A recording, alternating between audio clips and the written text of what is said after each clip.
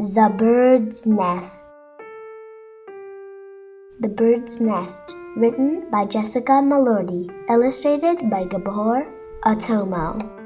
It's Saturday, and Rima is watching cartoons. I'm bored, Rima complains to her mother. This show is boring. So change the channel, her mother says. TV will help you learn English faster. As soon as those words are out of her mother's mouth, Rima braces herself for the words she knows will follow.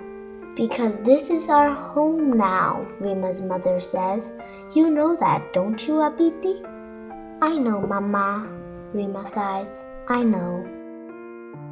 This time last year, when Rima was 8, home was a tent surrounded by other tents. The year before that, home was the side of a road, a storm-tossed boat, a stranger's basement. It was wherever they happened to lay their heads at night. The year before that, though, when Rima was 6, home was a country in a city called Aleppo, in the country of Syria. Home had a big window in the kitchen where black and white-tailed birds come to roost.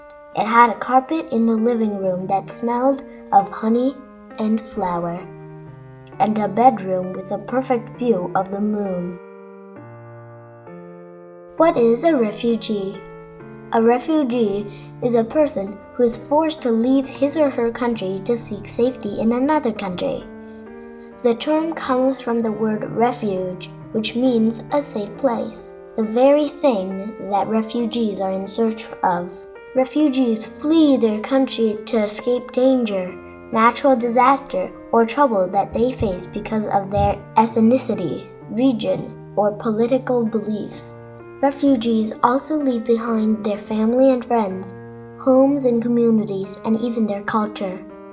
In the case of Rima and her mother, they left Syria because of the civil war.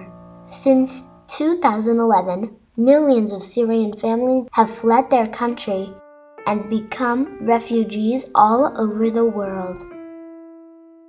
Now home is here, a tiny apartment in America, with a mother who speaks in a hushed voice whenever she mentions Syria. Rima wishes she wouldn't tiptoe around the reality. War came to Aleppo long before they left, and it has only gotten worse. They are never going back. There is nowhere to go back to. Rima, come here, calls her mother, and Rima does. The kitchen counter is covered with baking sheets, a sack of sugar, pistachios. We're going to bake today? Rima asks. After a week at school learning English, it feels good to speak Arabic. Tomorrow there will be a bake sale at the community center, Rima's mother explains. Bake sale? Rima asks. What's that? Those of us who are new here will bake our favorite sweets from Syria, her mother says. Americans will come to buy them and try sweets from our homeland. Her mother opens the refrigerator and pulls out a box of folo dough noodles. Rima grabs a handful of pistachios to crush them into smaller pieces. They haven't baked together in forever, and they are making bird's nest baklava. When they are done, the chopped pistachios will sit inside the pastry, just like little eggs in a doughy nest. Rima is delighted. She begins to hum an old song she loves from home. The next day, the community center is crowded and noisy. Syrian families unpack their baked goods on the folding tables. Everywhere Rima turns, she sees the sweets of her childhood, and beyond them, a long line of American families waiting. What if they don't like Syrian baking? Their customers ooh and ah, though pointing at the trays. What are these called? They asked in English before trying to repeat the food names in Arabic. It's fun, Rima thinks, to teach someone else a new language for a change. Delicious, they say, one by one after biting into the baklava, and Rima blushes with pride. Rima and her mother return the next week and the next. The bird's nest baklava are the bake sale's star treat. What's your secret ingredient? Another family asks. But there is none, just the joy Rima and her mother share in the kitchen.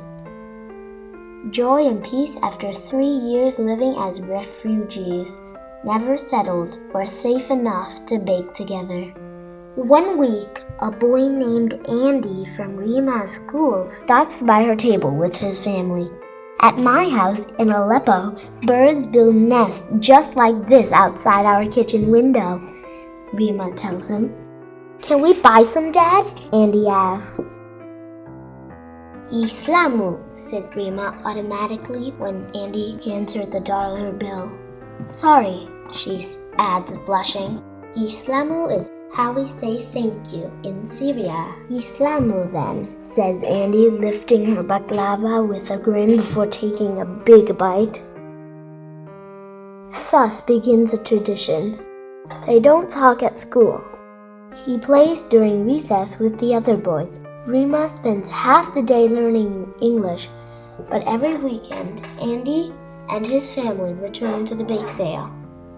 Each time Andy asks Rima how to say something new in Arabic. Hello, goodbye, you're welcome, how much does this cost? Rima says the words clearly and slowly. Andy's accent is awful, but she knows not to poke fun.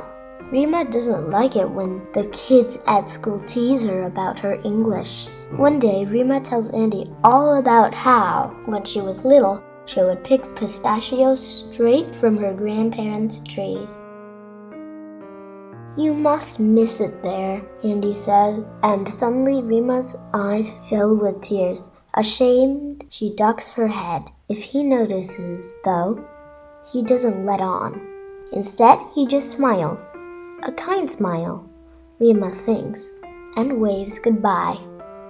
Afterward, as they pack up, Rima's mother says, Habiti, who is that boy who always talks to you? A friend? No, Rima mumbles, just a boy from school. That week, during recess, Rima is reading on a bench when somebody taps her on the shoulder. She turns, shielding her eyes from the sun. It's Andy. I want to show you something, he says. Okay, Rima says. It takes a moment for her brain to shift from reading in Arabic to speaking English.